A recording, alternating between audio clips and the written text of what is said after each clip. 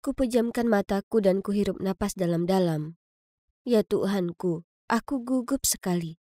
Kalian tahu, ini hari pertamaku sebagai anak magang di perusahaan yang sangat besar ini. Di satu sisi, kegelisahan tak berhenti menghantuiku. Tapi di sisi lain, sebenarnya aku tak sabar untuk mulai kerja di kantor yang profesional dan mewah ini.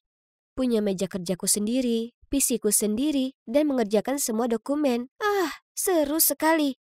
Tapi, ya, ternyata itu tak sepenuhnya seperti harapan. Yang kulakukan di hari pertamaku adalah membuat banyak sekali kopi, membelikan makan siang semua orang, dan terus lakukan printing. Oh, aku lupa perkenalkan timku ke kalian. Yang di sebelah sana itu Queen, tim leader kita. Lalu cewek di sebelah sana itu Severin. Cowok yang duduk di pojok itu Bob. Dan aku adalah Laura yang manis. Lalu, saat ku bawakan lagi kopi dan kue untuk mereka masing-masing supaya kenal lebih dekat, si manajer, Christian, mendatangi departemen kami dan mulai berteriak ke Queen. Kenapa saya belum terima laporan proyek yang sedang dikerjakan? Maaf, bos. Kami agak kekurangan tenaga. Kekurangan tenaga, hah? Lalu kenapa tiap kali aku lewat kulihat anak magang itu mengerjakan hal yang tak penting? Aku tak pekerjakan dia untuk menunggui kalian. Apa itu jelas? Lalu Christian menatapku dan berkata, Kau, anak magang, ke kantorku. Kuikuti Christian ke kantornya dengan perasaan sangat cemas. Apa aku melakukan kesalahan? Lalu tiba-tiba Christian memelukku dari belakang. Aku sangat tersentak sampai langsung kudorong dia menjauh. Apa yang kau lakukan? Kau tak bisa lakukan itu di sini. Maaf, lihat kamu di sini saja membuatku senang sekali. Tapi, kenapa berwajah tegang begitu? Oh, aku tak pernah melihatmu membentak orang lain. Jadi itu cukup menakutkan. Itu? Oh, itu bukan apa-apa. Kalian mungkin bertanya-tanya kenapa manajerku memelukku. Nah, sebenarnya Christian itu pacarku. Kalian tahu, aku di semester akhir perkuliahanku. Kukatakan padanya kalau aku ingin magang karena itu akan berguna untukku. Jadi dia memaksa agar aku magang di perusahaannya. Awalnya, kurasa itu bukan ide yang bagus. Maksudku, pasangan yang bekerja bersama biasanya tak langgeng, ya kan? Tapi dia berhasil yakinkan aku sebaliknya. Jadi inilah aku. Meski begitu, aku tak ingin ada orang di kantor tahu tentang hubungan kami. Karena itu, tak aku biarkan dia mengantarku bekerja. Dan makan siang bersama juga tak boleh. Christian tak berkomentar soal ini. Dia mungkin paham kenapa ini penting. Tapi suatu hari, di akhir rapat dengan departemen kami, Christian hendak berjalan keluar dari ruangan rapat ketika tiba-tiba dia berhenti, berbalik dan berkata di depan semua orang. Oh, ngomong-ngomong, aku ingin kalian tahu, Laura itu pacarku. Oke, bye. Ya Tuhanku, kenapa dia lakukan itu? Semua orang langsung menoleh dan menatapku dengan ekspresi kaget. Dan aku ingin merosot dari kursi dan sembunyi di bawah meja. Aku segera ke kantor Christian dan meminta penjelasan. Kemarin aku makan siang dengan manajer dari departemen lain, dan dia bilang dia menyukaimu dan ingin mengajakmu keluar. Jadi, kupikir paling baik memberitahu semua orang kalau kau pacarku. Apa aku benar? Apa? Tidak. Laki-laki dan ego bodoh mereka. Bagaimanapun, kuharap itu tak akan mempengaruhi apapun. Tapi seperti yang kutakutkan, ternyata benar. Sangat benar. Dari sejak semua orang tahu aku pacar Christian, mereka mulai perlakukan aku berbeda.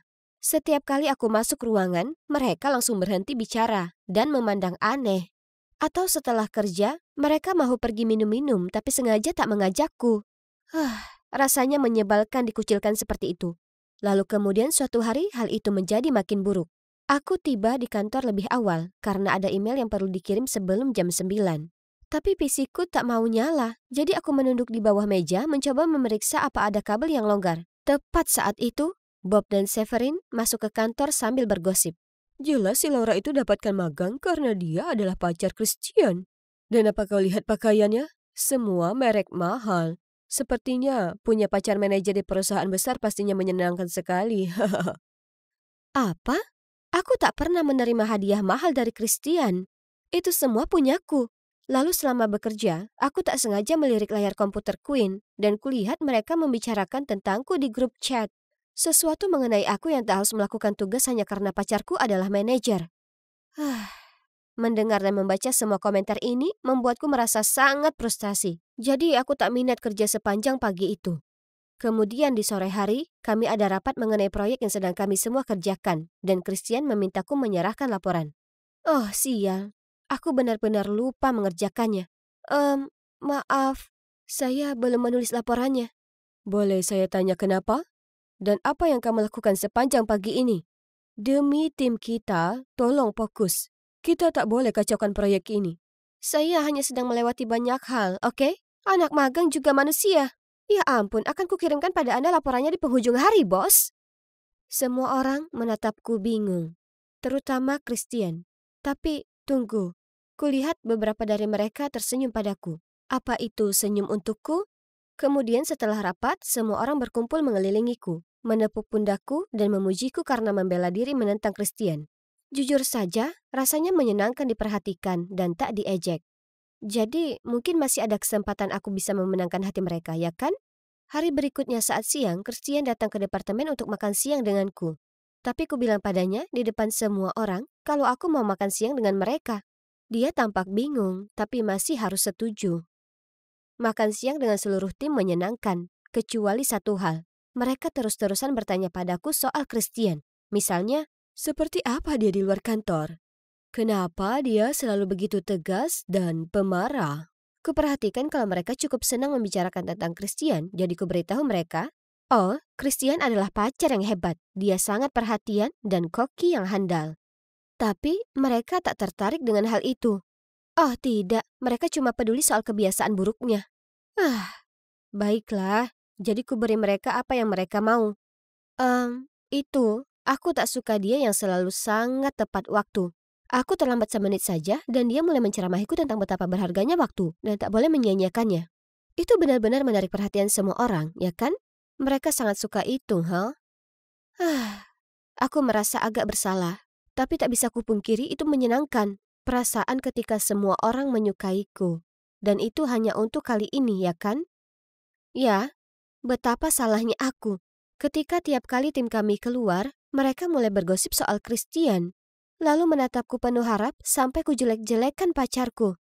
Lagi, tapi buatku, Christian adalah pria yang sempurna. Dia hanya punya beberapa kekurangan kecil, tapi tak ada yang berarti. Jadi, kuputuskan untuk mengarang.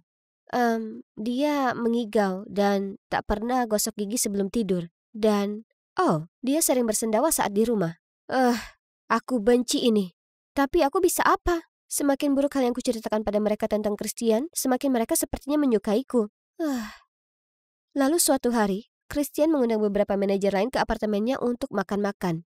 Tiba-tiba, seorang pria menunjuk ke minuman Christian dan bertanya apa dia boleh minum itu dengan masalah perut kembungnya. Oh, tidak. Kemudian pria ini memberitahu Christian yang tampak bingung kalau semua orang di kantor bergosip tentangnya. Untung bagiku, dia hanya mengangkat bahu dan dia bilang tak ingin dengar soal gosip tak berguna. Phew, hampir saja. Tapi kemudian sesuatu yang mengerikan terjadi. Beberapa rumor palsuku sampai ke telinga Pak Smith, General Manager. Suatu hari aku jalan melewati kantor Christian dan ku dengar Pak Smith membentaknya. Sesuatu mengenai Christian mundur sebagai manajer karena ada rumor dia menekan staf lain yang berani membantahnya untuk mengundurkan diri. Oh tidak. Aku hanya mengarang itu dengan tujuan agar yang lain segan dengannya dan berhenti membicarakannya. Ini semua salahku. Jadi segera saat Pak Smith berjalan keluar dari ruangan Christian, aku lari mengejarnya dan berkata, "Tolong tunggu dulu, bisa ku jelaskan." "Apa maksudmu?" Aku menghela napas dalam untuk menenangkan diri, lalu mulai menjelaskan padanya bahwa akulah orang yang menyebarkan rumor itu. Dan itu 100% tak benar. "Tolong jangan paksa Christian untuk mengundurkan diri, ini semua kesalahanku." "Oh sayang, kenapa kau lakukan itu?" "Aku minta maaf ayah, aku bodoh dan bersikap seperti anak kecil." Itu tak apa. Tapi harus kukatakan, aku kecewa Laura. Aku akan bicara pada Christian nanti. Kuharap kau mengambil pelajaran kali ini dan jangan pernah lakukan itu lagi. Mengerti? Ya ayah. Kemudian ia pergi. Aku menghela napas lega saat tiba-tiba, "Ayah? Apa kau memanggil Pak Smith ayah?" "Oh tidak, aku tak tahu kalau Christian sedang berdiri di belakang kami." Nah, kenyataan akhirnya terungkap. Sebagaimana bisa kalian lihat, Pak Smith, General Manager perusahaan, adalah ayahku. Tapi tak satu pun, bahkan Christian tahu itu. Lalu Christian melanjutkan, "Kenapa kau tak cerita kalau Pak Smith itu ayahmu? Dan kenapa kau sebarkan rumor mengerikan tentangku, Laura? Kenapa kau lakukan itu padaku? Apa aku tidak seperti orang bodoh bagimu?" Dia marah sekali sampai hendak beranjak pergi. Dengan cepat kuraih tangannya dan mulai menjelaskan, "Aku tak memberitahumu Pak Smith ayahku karena aku takut kau merasa tertekan dan tak mau denganku lagi." Christian tak berkata apapun, dia hanya berdiri terdiam di sana. Jadi kulanjutkan, "Soal rumor itu, aku minta maaf. Aku mengacau. Tapi tolong, kau harus mengerti. Sejak semua orang tahu aku pacarmu, mereka mulai bergosip tentangku dan mengucilkanku. Aku merasa begitu terluka dan kesepian saat yang kuingin hanyalah supaya bisa berbaur. Hingga suatu kali, semua orang bicara lagi denganku. Saat tak sengaja aku mengeluh tentangmu. Dan mereka memperlakukanku seperti teman setelahnya. Tapi mereka selalu lapar akan lebih banyak gosip tentangmu. Jadi aku harus mengarang sesuatu. Hingga akhirnya aku hilang kendali. Aku sangat menyesal, Christian." Christian menghela napas, kemudian memelukku. "Aku minta maaf itu terjadi padamu di kantor. Aku tak tahu kau kesusahan. Lain kali kau harus memberitahuku. Jangan sembunyikan sesuatu seperti itu, oke?" Aku mengangguk sambil tersenyum dan dalam hati berterima kasih ke pacarku yang sangat baik. Tapi hampir saja kuhancurkan karirnya hanya untuk puaskan rekan kerjaku yang banyak omong itu. Tapi syukur, pada akhirnya semua membaik di antara kami. Pada akhirnya, semua orang tahu kalau Pak Smith adalah ayahku. Karena, ya, mata dan telinga ada di mana-mana di perusahaan ini. Kalian tak bisa sembunyikan apapun. Lalu mereka mulai bergosip, Christian cuma pacaran denganku untuk posisi manajer. Astaga, mereka tak akan berhenti ya kan? Tapi bagaimanapun, aku tak lagi peduli. Program magangku akan segera berakhir dan kuputuskan tak akan kembali ke perusahaan ini. Jelas. Akan kucari lingkungan yang lebih sesuai. Tapi sebenarnya masa magang di sana mengajariku pelajaran berharga. Bahwa kau tak seharusnya peduli apa yang dipikirkan orang tentangmu dan hindari semua drama kantor itu. Itu sungguh melelahkan. "Ayah, dari mana? Aku khawatir sekali." "Pergi sana, jangan sentuh aku." Aku langsung tercengang. Tak paham kenapa ayahku yang dulunya baik hati jadi sangat dingin terhadapku. Ku tersadar dari lamunanku dan coba membantunya melangkah, tapi ia menepisku. Mataku mulai berkaca-kaca dan aku tak tahu harus berbuat apa. Kemudian ada wanita lain muncul. Dengan cepat dia membantu ayah bangkit dan tersenyum padaku. "Jangan khawatir sayang, aku akan mengurusnya." "Permisi? Siapa dia?" "Ibuku baru saja dikebumikan dan ayah sudah melanjutkan hidup." Aku tak bisa melihat ini lebih lama lagi, jadi segera ku tinggalkan ruangan. Bagaimana mungkin semuanya berubah drastis secepat ini? Hidupku dulu begitu sederhana dan sempurna. Aku punya keluarga yang penyayang. Aku selalu juara di sekolah. Orang-orang selalu memuji bagaimana aku mewarisi kecantikan dan kepandaian ibu dan ayahku. Tapi kemudian kecelakaan lalu lintas terjadi dan merenggut ibu dari kami. Sejak itu, ayahku yang penyayang dan santun berubah menjadi pemabuk yang kejam dan kasar, yang sepertinya sangat membenciku. Esok harinya aku sampai di rumah dari sekolah dengan kekhawatiran tentang bagaimana kondisi ayahku. Tapi, kenapa Om Alfred ada di depan pintu? Aku mempersilakannya masuk dan di sanalah ayah, terduduk di sofa, dikelilingi kaleng-kaleng kosong. Segera saat ia melihat kami, ia bicara tak jelas dan mulai melempari kami dengan kaleng. Om Alfred lalu mengajakku ke kedai supaya kami bisa ngobrol. Dan tak bisa kutahan tangis saat mengutarakan betapa buruknya keadaan di rumah. Ia menepuk lenganku dan berkata, "Ayahmu telah melalui banyak hal. Menurutku akan lebih baik jika kita beri dia waktu untuk menenangkan diri. Kurasa sebaiknya sementara kau tinggal bersama kami." Jadi itulah bagaimana akhirnya aku tinggal bersama Om Alfred, Tante Madeline, dan sepupuku Clement. Awalnya semuanya tampak baik-baik saja. Seburuk kedengarannya, lengan bisa jauh dari ayahku dan bisa berpikir dengan semestinya kali ini. Aku sangat beruntung Om Alfred memberiku rumah kedua. Tapi kemudian ia pergi untuk perjalanan bisnis dan kemudian semuanya berubah. Aku sedang berjalan kembali menuju kamarku saat Clement muncul di depan pintunya dan menjegalku. Saat aku terhuyung dan mendarat dengan kedua tangan dan lututku, dia mendengus. "Yes, benar begitu. Menunduklah pada ratumu. Kau jelata menjijikkan. Kau seharusnya tahu tempatmu di rumah ini." Cewek itu sangat menyebalkan. Saat ayahnya pergi, dia tak berhenti menyiksaku. Sungguh ironis namanya Clemens. Tapi dia sama sekali tak terlihat baik. Aku sudah muak dengan sindiran-sindiran kejamnya. Ini sudah jadi masalah pribadi. Jadi dengan marah ku jawab, "Aku tahu kau hanya iri padaku karena nilaimu jelek dan kau tak cantik." Mata Clemens berkaca-kaca. Lalu dia mendorongku dan lari ke ibunya. Aku mengikutinya dan menjelaskan apa yang terjadi kepada Tante Madeline. Ia merenggut ke Clemens lalu membentaknya. "Phew, Untungnya Tante Madeline berada di pihakku. Intinya, keadilan ditegakkan, ya kan? Salah. Tak lama kemudian, sikap tanteku juga berubah padaku. Suatu kali aku sedang membantu tanteku memasak kaserol saat pintu bel berbunyi. Ternyata itu teman lama tanteku. Segera saat ia melihatku dengan riang berkata, "Wah, baru beberapa tahun, tapi Clement sudah tumbuh besar.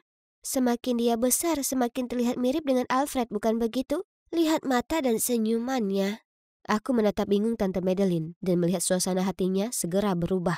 Malam itu, saat ku keluarkan hidangan kaserol, Tante Madeline makan sesuap lalu meludahkannya ke serbet. "Kau ini ceroboh, sembrono, dan sekarang pemasak yang buruk. Jadilah sedikit berguna, bisa tidak?" Aku menatapnya dengan mulut ternganga. Tak mampu berkata-kata.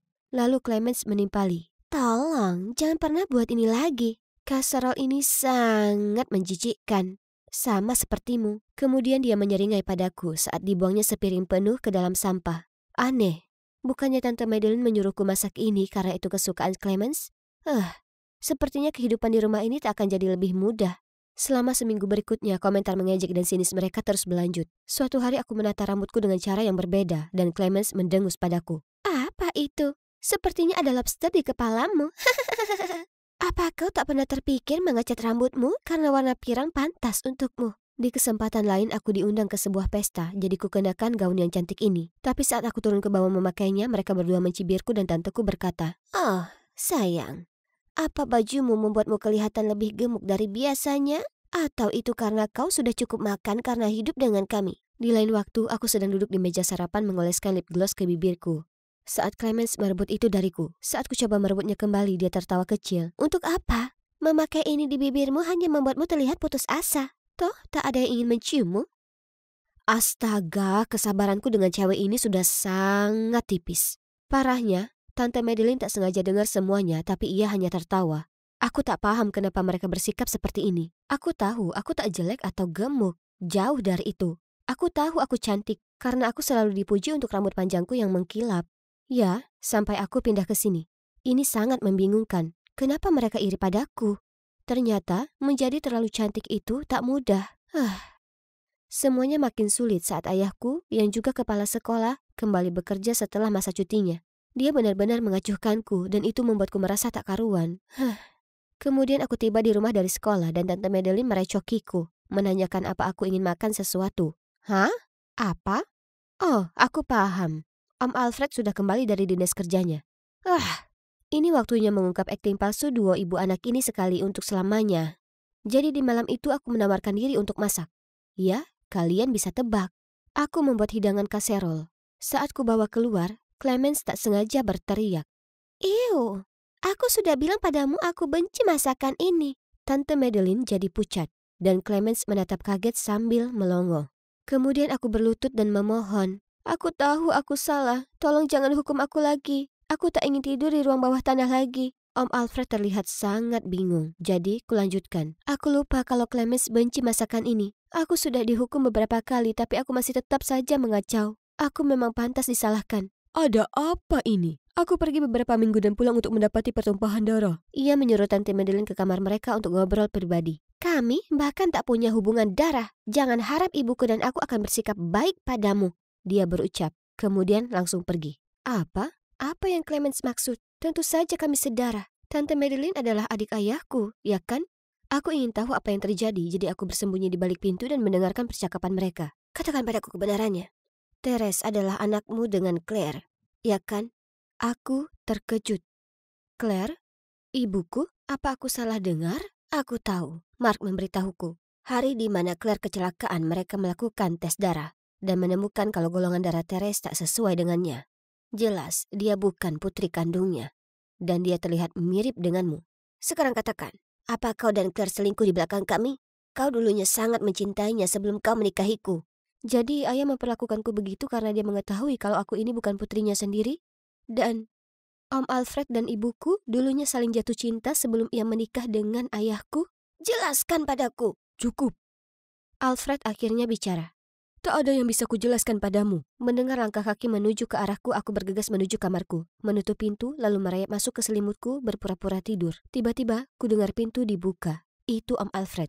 "Therese, ayo kita pergi dari sini. Ku kemasi tas lalu pergi dengan pamanku Alfred. Kami pindah ke apartemen kecil tak jauh dari rumahnya. Meski ia sangat memperhatikanku, ia tak pernah membahas tentang hari itu lagi. Aku juga tak berani bertanya. Jadi kami membiarkannya. Dia pasti ayah kandungku, ya kan? Ia hanya belum siap untuk membicarakannya. Ku coba menghindari Clemens sebisa mungkin. Tapi ini tak selalu mudah karena kami pergi ke sekolah yang sama. Bukannya aku takut dengannya atau apa, hanya saja itu canggung. Kemudian suatu hari aku berjalan menyusuri lorong melihat brosur tertempel di loker, pintu, jendela, dan berserakan di lantai. Di semua brosur itu terdapat fotoku. Dan yang tertulis di atasnya adalah, penipu ini adalah produk dari perselingkuhan ibunya dan seorang pria beristri. Semua orang menatapku dengan tatapan kotor dan berbisik-bisik tentangku. Aku panik dan segera keluar dari sana, tapi tak kulihat arahku pergi dan langsung menabrak seseorang yang bertubuh atletis. Dan yang berdiri di sampingnya adalah Clemens. Menikmati ketenaran? Brosur-brosur ini dibuat khusus untukmu. Tepat di saat itu ayahku muncul membawa selembar brosur. Ia mengacungkannya di depannya. Apa ini? Siapa yang mengizinkanmu mengotori sekolah dengan semua sampah ini? Tinggalkan Teres sendiri. Tak bisa kuhadapi ayahku sekarang, jadi aku lari ke kelas. Sore itu, ku dengar pengeras suara sekolah mengumumkan kalau semua yang ditulis di brosur itu adalah kebohongan, dan Clemens dihukum. Setelah bel berbunyi, aku hanya ingin pulang ke rumah dan sembunyi dari dunia. Tapi saat aku melangkah keluar, kulihat ayahku menungguku di gerbang. Tak ada yang perlu kusampaikan padanya, jadi aku mengabaikannya dan berlalu. Tolong, Teres. Paling tidak dengar ayah dulu. Aku langsung berhenti kemudian jalan mendekatinya. Kurasa ini waktunya aku mengetahui kebenarannya. Jadi, ternyata benar. Aku bukan putrinya. Tapi aku juga bukan putri Om Alfred juga. Aku mengetahuinya dan ini membuatku merasa sangat bersalah. Ayah berkata, lalu menunjukkan padaku berkas sertifikat inseminasi buatan. Ternyata, setelah bertahun-tahun berusaha, orang tuaku menjalani tes dan ayahku didiagnosa mandul. Ibu tak ingin ayah kecewa. Jadi diam-diam ia memperoleh inseminasi buatan dan melahirkanku. Itu bukan kesalahan ibumu. Dan aku yang salah memperlakukanmu seperti itu. Aku menyesal. Air mata mengalir deras di mataku dengan tiap kata yang kudengar darinya. Teres, ayah minta maaf. Keegoisan dan kegetiran kami, para orang tua sudah menyakitimu. Tertegun, aku berbalik dan mendapati Om Alfred sudah ada di sana di belakangku. Kurasa ia datang menjemputku dan aku tak memperhatikan karena sedang berbicara dengan ayah. Ia pasti sudah dengar semuanya. Aku dan Alfred akan melakukan apapun untukmu. Bahkan jika kamu ingin temukan ayah biologismu, kami akan berusaha sebaik-baiknya. Aku memandang ayah dan Om Alfred. Berpikir, tak perlu. Karena aku sudah punya dua orang ayah yang luar biasa. Hai, namaku Edison, tapi semua temanku memanggilku Eddie. Aku hanyalah seorang gadis biasa yang tidak memiliki bakat tertentu. Tapi ada satu hal yang aku punya. Itu... Oh, kenapa kita tidak menonton saja videonya untuk melihat apa itu? Ini kakak perempuanku, Olivia. Dia cantik kan? Dia juga seorang penyanyi yang luar biasa. Dan memiliki bakat di bidang seni. Dia bisa menggambar apapun.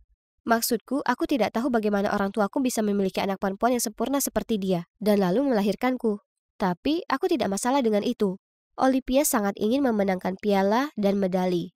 Sementara aku senang dengan es krim dan banyak makanan ringan yang diberikan orang tuaku karena mendapat nilai B pada ujian matematikaku. Hei, Eddie sayangku. Coba tebak siapa yang punya baju baru dan trendy. Oh, Bu. Ya, aku tidak menyukai hal-hal ini. Kenapa kamu membeli begitu banyak?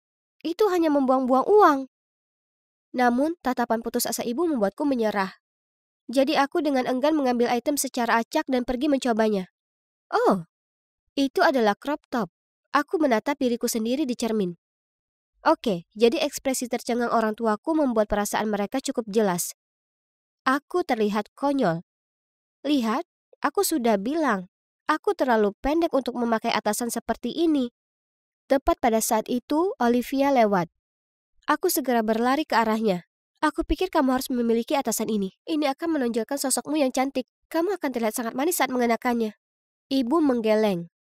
Tidak. Jika Olivia memakai ini, semua orang akan melihat pusarnya.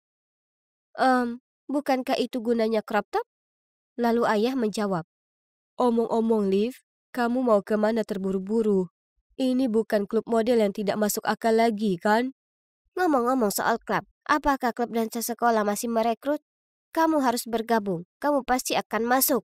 Saudariku memutar matanya lalu pergi, membanting pintu di belakangnya. Aku sayang dia, tapi sepertinya dia menganggapku menjengkelkan. Dia seperti Ratu Es yang selalu mengucilkanku. Dia tidak pernah mengizinkanku meminjam pakaiannya atau menyentuh barang-barangnya. Dan jika aku mencoba masuk ke kamarnya, dia ketakutan. Bukannya dia jahat atau apa, tapi dia cenderung bertingkah seolah aku tidak ada. Tidak apa-apa, maksudku, aku sudah terbiasa dengan hal itu. Aku menjalani hidupku sendiri dan dia menjalani hidupnya. Itu sebabnya ketika aku pertama kali mendapatkan ponsel dan mulai menggunakan media sosial, aku tidak mencoba mencari profilnya, meskipun aku tahu dia ada di semua platform tersebut. Malam itu, ibu memintaku naik ke atas untuk memanggil Olivia untuk makan malam. Tidak ada jawaban. Jadi, aku mulai mendorong pintu hingga terbuka.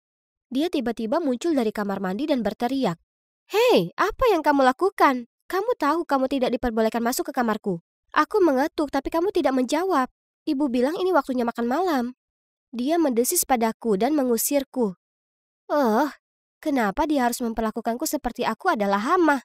Cara dia begitu aneh dengan kamarnya sungguh menjengkelkan. Mungkin dia menyembunyikan sesuatu di sana? Nah, mungkin aku hanya terlalu memikirkan hal ini.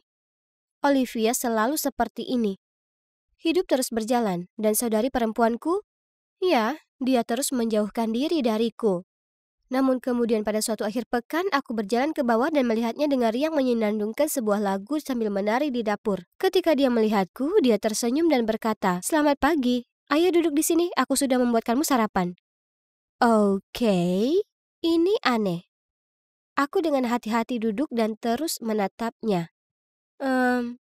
Kenapa kamu begitu bahagia? Dan di mana ibu dan ayah? Ibu dan ayah baru saja bergegas mengerjakan urusan pekerjaan. Lalu dia meletakkan piring itu di hadapanku, menyeringai, lalu melanjutkan. "Ibu membuat kue pagi ini dan menyuruhmu membawanya ke rumah nenek. Katakan padanya aku titip salam." "Oh, kamu tidak ikut denganku?" "Tidak, aku tidak bisa. Maaf, aku ada pekerjaan yang harus diselesaikan." Dia terus menatapku dan aku merasa dia ingin aku bergegas. Bahkan sebelum aku selesai makan, dia memberikan jaketku dan membawaku keluar dari pintu. Karena tidak punya pilihan, aku pergi ke rumah nenek sambil memikirkan betapa anehnya hal ini. Sampai aku menyadari bahwa aku bahkan tidak membawa tas kue. Aku meninggalkannya di rumah. Astaga, aku segera bergegas kembali. Tapi, kenapa ada mobil aneh yang terparkir di luar rumahku? Aku berlama-lama di belakang dan menyaksikan seorang pria parubaya keluar dari mobil. Bahkan sebelum dia sampai ke pintu, Olivia membukanya dan tersenyum padanya. Aku sembunyi di balik semak agar aku bisa terus melihatnya. Hah? Kenapa dia menyerahkan bunga dan kotak hadiah padanya? Dia dengan senang hati mengambilnya dan bahkan bersandar ke telinganya dan mengatakan sesuatu. Ya Tuhan, jadi ini menjelaskan kelakuan aneh kakakku. Mereka pacaran, kan? Aku tidak pernah menyangka kalau kakakku akan tertarik pada lelaki tua seperti ini. Mengejutkan. Tapi tunggu, bagaimana jika dia menipunya? Olivia mungkin terlihat galak, tapi sebenarnya dia sangat polos. Jika itu masalahnya, aku akan menghajarnya habis-habisan. Tapi ini hanya spekulasiku. Aku tidak bisa bertindak tergesa-gesa tanpa mengetahui kebenarannya. Jadi aku memutuskan untuk tidak memberitahu mereka bahwa aku ada di sana dan diam-diam memasuki rumah melalui pintu belakang untuk mengambil tas kue.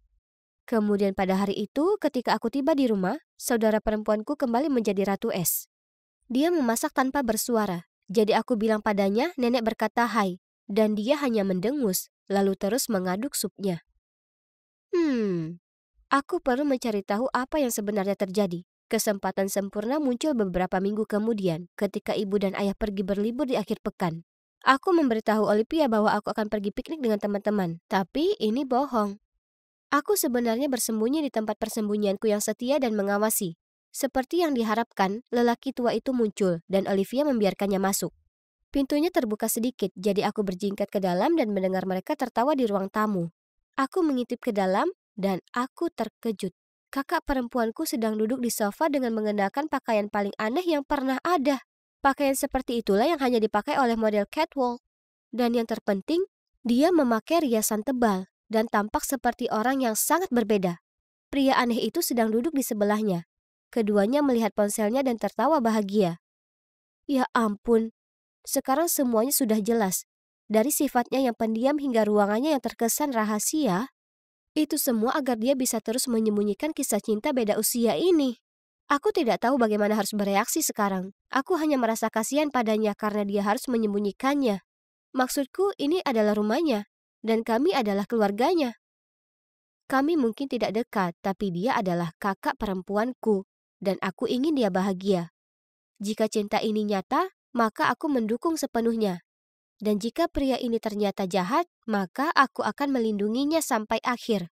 Orang tuaku kembali malam itu, jadi aku mengadakan malam menonton film keluarga. Ide bagus untuk ikatan keluarga, bukan? Aku memilih film romantis yang aktris utamanya jauh lebih muda dari pacarnya. Di tengah-tengah film, aku menoleh ke orang tuaku dan bertanya, "Bu, Ayah, jika kamu adalah orang tua mereka, apakah kamu mengizinkan hubungan itu?" Mereka menatapku bingung. Lalu ayah langsung bertanya, "Hei Edi, jangan bilang kalau kamu jatuh cinta dengan lelaki tua ya." Ini mengagetkanku. Tapi sebelum aku bisa berkata apa-apa, bel pintu berbunyi. Aku hendak membuka pintu, hanya untuk menghindari menjawab pertanyaan ayah. Tapi Olivia lebih cepat. Tidak lama setelah itu, dia berbalik dan berteriak padaku. "Edi, beraninya kamu menyentuh ponselku. Ada apa, Liv? Siapa yang ada di depan pintu? Tanyakan pada putri tersayang Edison." Dia menatapku dengan pandangan kotor, lalu bergegas ke kamarnya. Orang tuaku langsung membombardirku dengan banyak sekali pertanyaan. "Apa yang sedang terjadi di sini? Siapa yang membunyikan bel? Kenapa Olivia seperti itu?" Oke, yang membunyikan bel itu adalah pacarnya Olivia. Jadi, tadi, saat Olivia meninggalkan ponselnya di dapur, aku perhatikan ada pesan dari seorang pria bernama Henry Davis. Aku segera mencarinya di FB dan menemukan bahwa ini adalah pria yang sama yang mengunjunginya.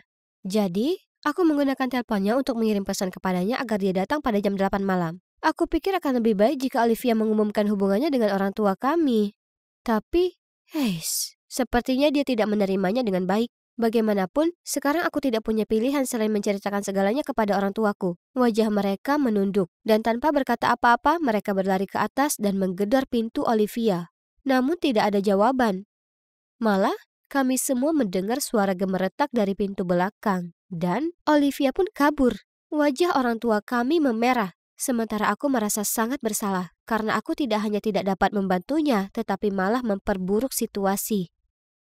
Keesokan harinya, Olivia masih belum kembali. Dia juga tidak masuk sekolah. Yang menyebabkan orang tuaku menjadi panik. Lalu tiba-tiba aku teringat pada Henry. Benar. Kenapa aku tidak berpikir untuk menanyakannya dari awal? Jadi aku segera menghubungi Henry dan memintanya membantu mencari Olivia. Sore itu, saat aku baru pulang sekolah, aku melihat Henry pergi. Ada catatan tertempel di pintu yang menyatakan Olivia baik-baik saja dengan alamat di bawah. Dan juga tertulis jika kita datang ke sana jam 9 pagi, kita akan menemui Olivia. Keesokan paginya, kami datang lebih awal dari yang dijadwalkan. Hah? Itu adalah sebuah studio, dan seperti yang dikatakan Henry, Olivia ada di sana. Dia tampak sangat glamor, dan begitu sibuk mempersiapkan pemotretan sehingga dia tidak memperhatikan kami. Henry menyambut kami, dan mulai menjelaskan segala sesuatu yang membuat orang tuaku serta aku tidak bisa berkata-kata. Ternyata, kebenarannya jauh dari apa yang kupikirkan. Dia bukan pacarnya, tapi dia adalah manajernya. Ia melihat potensi Olivia dan membimbingnya menjadi foto model dan TikToker. Bunga dan hadiahnya berasal dari merek tempat dia bekerja. Dan suatu hari, dia mengenakan pakaian dan riasan itu untuk video TikTok. Setelah syuting selesai, kami berjalan ke arahnya. Tapi dia melihat kami dan lari. Aku berhasil menyusulnya lalu berkata, "Kak, kenapa tidak mengatakan yang sebenarnya? Kami adalah keluargamu. Kami akan selalu berada di sisimu." Di pihakku? Serius? Kamu tidak tahu bagaimana rasanya menjadi orang luar. Tidak peduli berapa banyak kompetisi yang aku menangkan. Aku tidak terlihat saat kamu dipuji hanya karena mendapat nilai yang biasa di ulangan matematika. Aku ingin menjadi model, tetapi mereka tidak menginginkannya. Mereka ingin aku sengsara. Aku lebih baik kabur dan melakukan apa yang aku suka.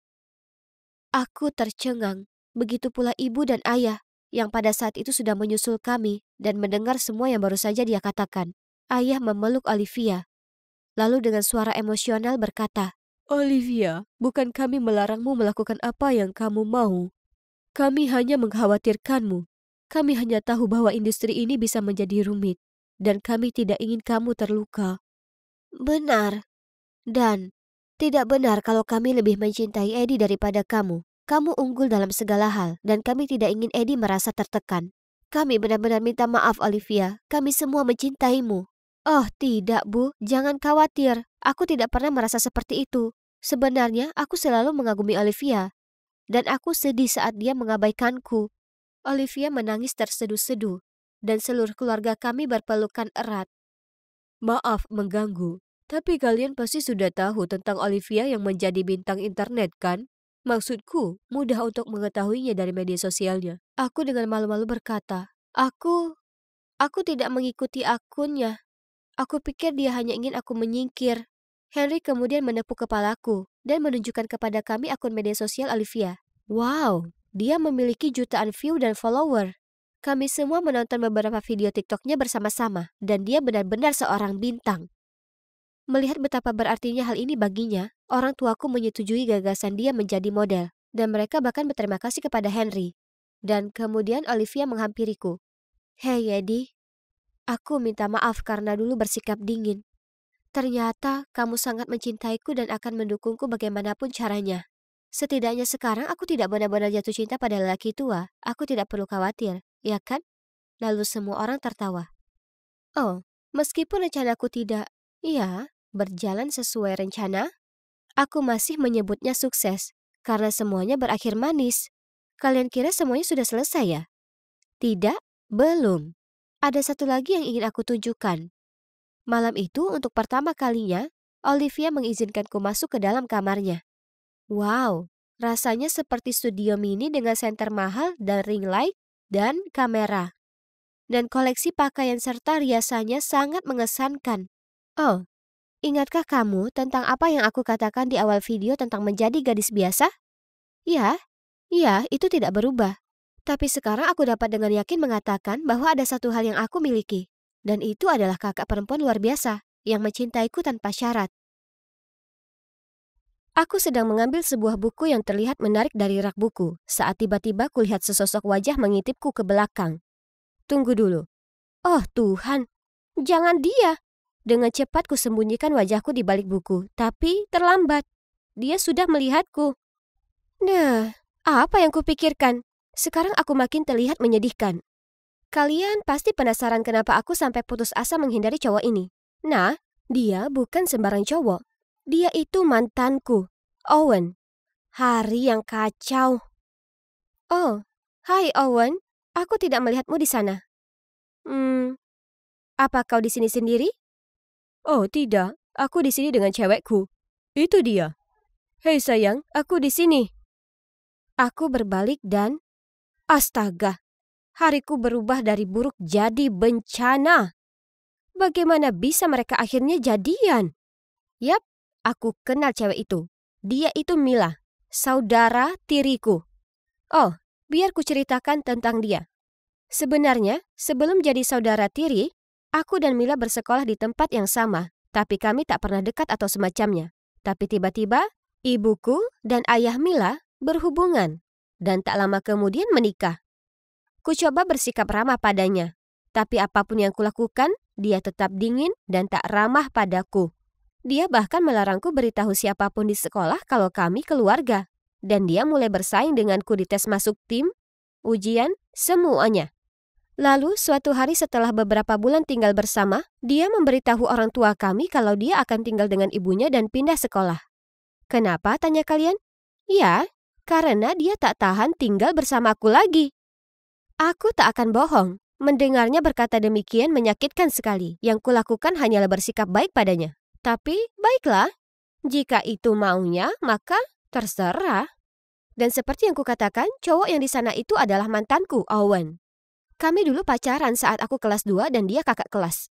Tapi dia lalu memutuskanku karena alasan terkonyol yang pernah ada. Nah, dulu aku sedang jalani diet ketat. Tiap kali kami pergi makan, aku akan pesan salad yang nampaknya menyedihkan. Dan Owen akan pesan burger lezat dengan tambahan kentang goreng. Jadi, aku mengambil 1 atau 2 gorengan dari piringnya. Dan beberapa gigit burgernya.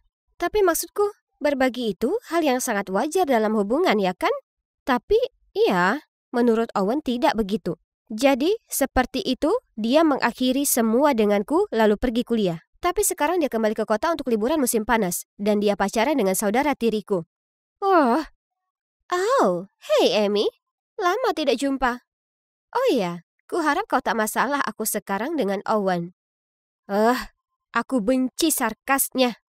Dan apa perlu dia bergelayut di lengannya dan membelai rambutnya? Bagaimana denganmu, Amy? Apa kau sedang bersama seseorang saat ini? Tak mungkin kukatakan pada mereka aku jomblo. Itu bakal memalukan sekali. Jadi, kusibakkan rambutku, lalu membual tentang pacarku yang berusia lebih tua. Pria dewasa, yang wajahnya seperti bintang film dan badan seperti model Calvin Klein. Kerutan mulai terbentuk di antara alis Mila. Hahaha, rasakan kau. Tapi kemudian, Owen tiba-tiba berkata, "Hebat, gimana kalau double date besok malam?" Apa? Ide yang bagus, sayang. Aku mau bertemu pria beruntung yang mencuri hati saudariku. Ya Tuhan, mereka tak bercanda. Aku tak ada pilihan lain kecuali setuju. Sial, di mana akan kutemukan pria lebih tua yang tampan besok? Amy, apa kau mencoba merosak meja? Ups, aku terlalu disibukkan dengan dilema kencanku. Sampai tak sadar sudah kubersihkan meja yang sama 20 menit lamanya. Hei, tapi tunggu. Kuperhatikan lebih dekat wajah manajerku. Jack itu tampan, lebih tua dariku, dan dia itu jomblo. Ya Tuhan, kutemukan pacar palsuku. Sekarang aku hanya perlu membujuknya. Tapi, dia jauh terlalu serius untuk menolong dalam situasi bodoh seperti ini. Aku tahu kalau dia sedang cari pacar sempurna. Karena tak sengaja ku dengar dia mengeluh tentang kencan-kencan bencana yang dia jalani. Isyarat untuk rencanaku yang sempurna. Setelah kami menutup kedai kopi, aku mengajukan diri untuk bersih-bersih supaya punya alasan tinggal lebih lama dengan Jack. Hey Jack. Pacarku, Owen, punya adik yang pintar dan juga cantik yang ingin kukenalkan kepadamu.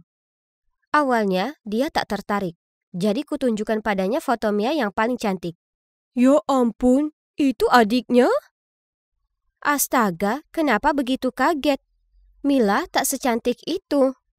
Terserahlah, paling tidak kudapatkan perhatiannya. Aku bertanya padanya apa dia mau pergi double date dan dia langsung setuju. Yes, jackpot. Jadi rencanaku berhasil.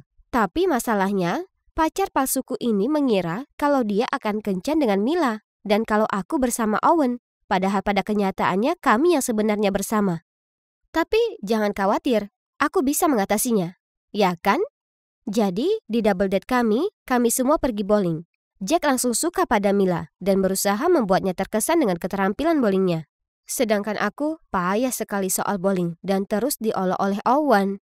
Jadi, saat tiba gilirannya dan dia salah memprediksi lemparannya lalu melempar bola langsung ke parit, aku senang sekali balas menggodanya. Jujur saja, aku suka keluar bersamanya. Dan tolong, jangan mulai membahas wajahnya. Dia jelas makin tampan seiring berjalannya waktu. Tiba-tiba, giliranku lagi, dan Owen bertanya apa aku ingin dia tunjukkan padaku cara melempar bola bowling yang benar. Malu-malu aku mengiyakan. Jadi, dia berdiri di belakangku, menyentuh tanganku dan perlihatkan padaku. Oh ya Tuhan, seluruh tubuhku bergetar. Dan bisa kurasakan kalau Owen juga tersipu. Tunggu dulu. Kurasa aku masih punya perasaan untuknya. Mila tak pantas dengannya. Dia seharusnya bersamaku. Secara keseluruhan, double date itu sukses.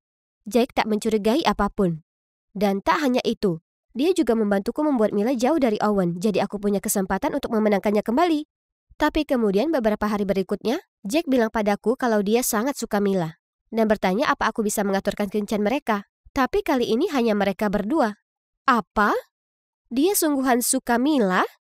Tentu saja aku tidak bisa pasangkan mereka. Itu tak mungkin, karena Mila kan dengan Owen. Jadi dengan enggan kusarankan untuk double date lagi. Dia setuju, tapi kali ini dia bersikeras kami pergi makan malam romantis. Baik. Semuanya baik pada mulanya. Tapi Owen meletakkan lengannya ke Mila sementara Mila menyuapinya dengan kentang tumbuk miliknya. Aku melirik Jack dan melihat kebingungan di wajahnya. Aku harus cepat pisahkan mereka. Jadi ku minta Mila ikut ke toilet denganku. Oh, Owen cowok yang baik sekali. Dia sangat pengertian dan dia selalu perlakukan aku seperti putri. Dia sangat menyebalkan. Iya, bersenang-senanglah dengannya selagi bisa, karena dia segera jadi milikku lagi. Saat aku berjalan keluar dari kamar mandi, Jack lari ke arahku dan menyeretku ke sudut ruangan. Owen dan Mila bertingkah sangat aneh. Apa menurutmu tak begitu? Apa kau sembunyikan sesuatu dariku? Apa? Aku tak akan begitu. Mereka hanya saudara yang akrab, itu saja. Oh, dan ngomong-ngomong, aku bicara ke Mila di kamar mandi, dan menurutnya kau pria yang hebat. Tentu saja, itu bohong besar. Andai aku ini Pinocchio, hidungku pasti sudah sepanjang pemukul baseball. Tapi paling tidak Jack percaya, karena dia terlihat senang sekali. Kami kembali ke meja dan melanjutkan makan malam yang sangat canggung ini. Tiba-tiba Owen dan Mila saling panggil Buttercup, Cutie Pie, dan panggilan norak lainnya. Aku dan Jack duduk di sana dengan wajah sangat canggung. Hei, Mila, kau dan Owen terlihat cukup dekat. Apa kalian selalu seperti ini? Tentu saja, kami tak pernah saling bosan. Ya kan manisku? Mila menatap Owen dengan mata manja lalu menciumnya di pipi. Ya, di pipi. Aku menoleh melihat Jack dan iya, dia terlihat ngeri. Tapi mungkin dia masih belum tahu kalau mereka bukan saudara. Siapa yang kubohongi? Tentu saja dia bakal tahu. Setelah double date itu, dia memakiku karena menipunya. Kujelaskan padanya kalau aku sangat suka Owen dan aku berusaha mendapatkannya kembali. Bagaimana denganmu? Apa kau suka Mila? Jack diam berpikir sejenak, kemudian mengangguk. Dia sungguh suka Mila, suka sekali. Jadi, kusarankan kami sebaiknya bersatu untuk membuat pasangan itu putus. Dan Jack setuju. Kukatakan ke Jack kalau Mila tertarik fotografi dan punya peralatan profesional. Jadi, dia mengirim pesan padanya bertanya apa dia bisa memotret kedai kopi untuk halaman online-nya. Dan Mila berkata ya. Sementara itu terjadi, aku menjelma jadi orang aneh dan membuntuti Owen, supaya aku bisa tak sengaja menabraknya di toko roti. Kemudian kami makan croissant dan membicarakan tentang masa lalu. Kukira akan menyenangkan menghabiskan seharian bersama Owen, tapi tidak. Sebaliknya, segera terasa membosankan, bahkan cukup menyebalkan. Ternyata, kepribadiannya tak berubah sama sekali. Dia terus menjauhkan makanannya dariku dan masih melontarkan lelucon yang sangat payah. Dengar ini. Kau sebut apa kopi yang sedih? Depresso. Hahaha. Sekarang aku menyesal membelikannya kopi itu. Mungkin harus aku berpikir ulang soal ini. Maksudku, apa aku mau cowok membosankan ini kembali? Kemudian dia bilang padaku berencana beri kejutan spesial untuk Mila. Dan dia ingin berdiskusi denganku sambil makan malam di rumahnya. Saat aku di dapur membantunya memasak, tiba-tiba dia bergerak maju dan berusaha menciumku. Hah? Apa? Aku sangat tersentak sampai kulemparkan wortel ke wajahnya. Oh Tuhanku, rencanaku sebenarnya berhasil dan Owen jatuh hati padaku. Bagaimana dengan Mila? Kukira semua pertemuan ini tentang kejutan untuknya. Dan itulah saat Owen jujur padaku. Dia tak punya rencana kejutan untuk Mila. Itu cuma tipu muslihat untuk membuatku kesini. Dan juga, ternyata waktu kami ketemu di toko buku juga bukan kebetulan. Owen sudah membuntutiku. Apa? Orang aneh. Dia juga tahu kalau Mila itu saudara tiriku. Jadi dia dengan sengaja bersamanya untuk membuatku cemburu. Amy, yang kucintai itu kamu. Selalu kamu. Apa? Mendengarnya mengatakan itu membuatku merinding. Nah, kini paling tidak satu yang pasti. Perasaan apapun yang kukira kurasakan padanya, sudah 100% menguap. Melepaskanmu kesalahan terbesarku. Kumohon kembalilah padaku. Mila tak berarti apapun bagiku. Aku tak peduli padanya sama sekali. Oh, wow. Owen benar-benar brengsek. Beraninya dia memanfaatkan perasaan Mila seperti itu. Wah, aku harus memperingatkannya. Tapi sebelum melakukan itu, aku harus keluarkan unek-unekku. Biar ku perjelas ini. Aku hanya pergi double date dengan kalian karena aku tak mau kalah dengan Mila. Bukan yang lain.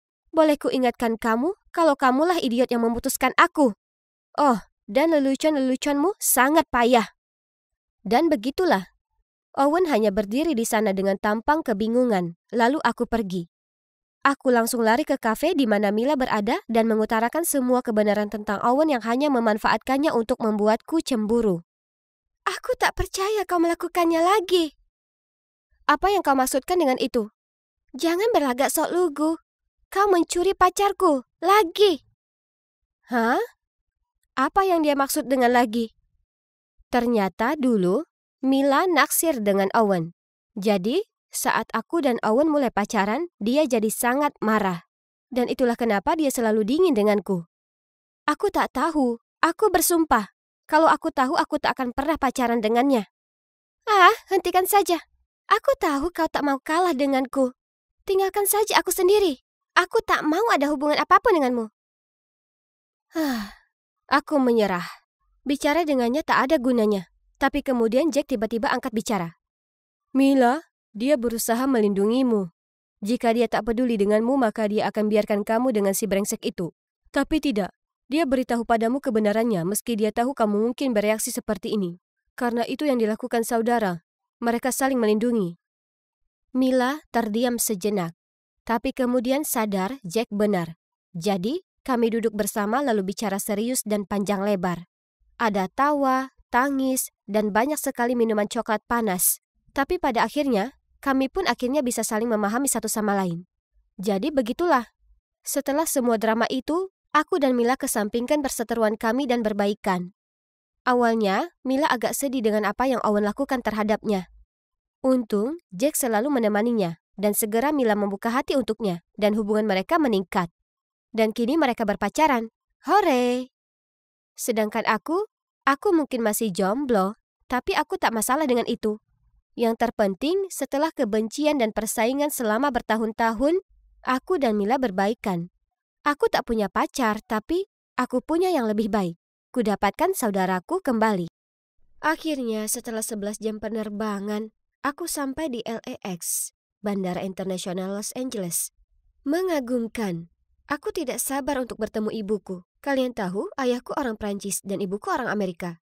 Kami dulu tinggal bersama di Paris, tapi kemudian mereka berpisah dan ibu pindah kembali ke sini. Tentu saja aku sering berbicara dengannya di FaceTime dan sebagainya. Tapi ini pertama kalinya aku bertemu dengannya setelah 5 tahun. Aku belum pernah mengunjunginya karena ibuku adalah seorang pengusaha wanita yang sangat sukses dan dia bekerja sangat keras. Itu berarti dia tidak punya waktu untuk memberiku perhatian yang kubutuhkan. Tapi sekarang aku berumur 16 tahun dan bisa menjaga diriku sendiri. Aku akhirnya bisa berkunjung. Jadi, terima kasih kepada ayah dan ibu tiriku atas hadiah ulang tahun tiket pesawatku. Aku sekarang berada di LA yang cerah selama sebulan penuh. Aku tidak hanya bisa menghabiskan waktu bersama ibu, tapi aku juga bisa bersantai di vilanya yang sangat besar. Beruntungnya. Tapi pertama-tama, ayo ambil semua barang bawaanku, lalu cari taksi ke rumah ibuku. Ya, sayangnya, dia tidak bisa datang menjemputku karena dia ada pekerjaan. Tapi tidak masalah, aku bisa mengatasinya sendiri. Oke, mungkin aku bicara terlalu cepat. Sudah setengah jam dan barang bawaanku tidak terlihat. Lalu, cowok tampan ini menghampiri aku dan berkata, "Hei, sepertinya kopermu hilang. Perlu bantuan?" Imut dan suka membantu. Aku benar-benar bisa terbiasa dengan orang-orang AS.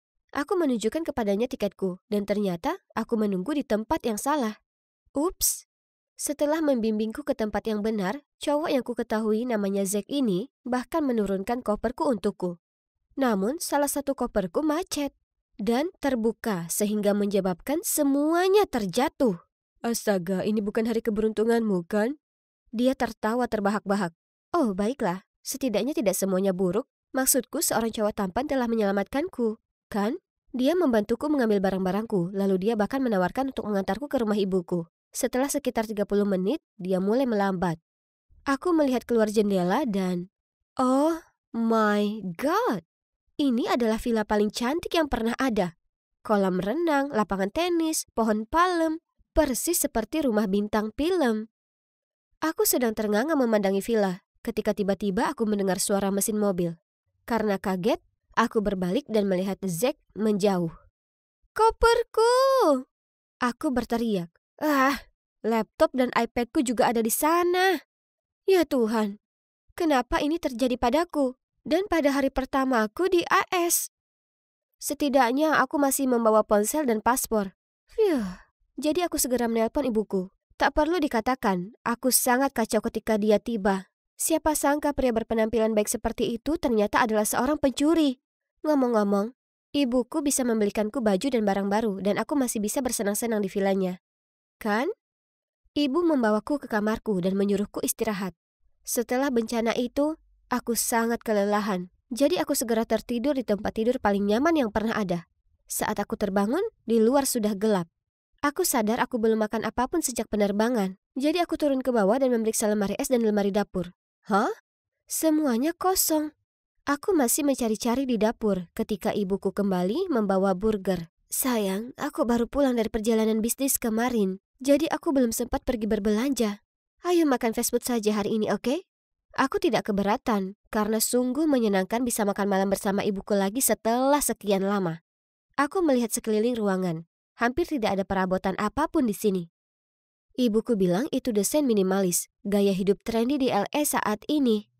Lebih sedikit lebih baik, betapa kerennya itu. Keesokannya kami keluar, tapi ada apa dengan mobil tua berkarat itu? Melihat tatapan bingungku, dia segera menjelaskan bahwa ini hanya sementara karena mobilnya sedang diservis. Tapi kemudian ibu tidak bisa membuka pintu garasi. Ternyata biasanya dia punya sopir sendiri, tapi karena aku sudah menempuh perjalanan panjang untuk mengunjunginya, dia ingin menyetir sendiri. Aduh, manis sekali. Pada hari-hari berikutnya, aku dan ibu bersenang-senang di LA. Berjemur di tepi kolam renang, hari spa, berbelanja. Ini jelas merupakan liburan terbaik dalam hidupku.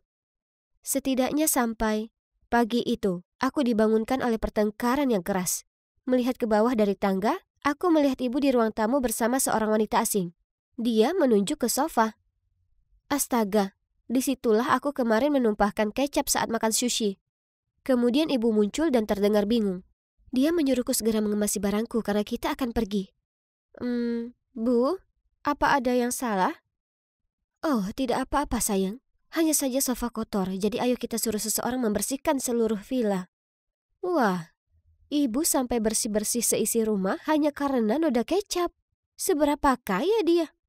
Jadi, di mana kita akan tinggal kali ini? Hotel mewah bintang 5? Atau rumah megah di Beverly Hills? Tapi kemudian mobil itu berhenti di depan sebuah gedung apartemen kumuh. Hah? Ini tidak mungkin benar. Ibu bilang ini apartemen cadangan milik temannya. Jadi kami akan tinggal di sini beberapa hari demi kenyamanan. Alana, mungkin sebaiknya kamu menjauh dari orang-orang di daerah ini. Mereka tidak memiliki gaya hidup yang sama dengan kita. Kamu tahu maksudku.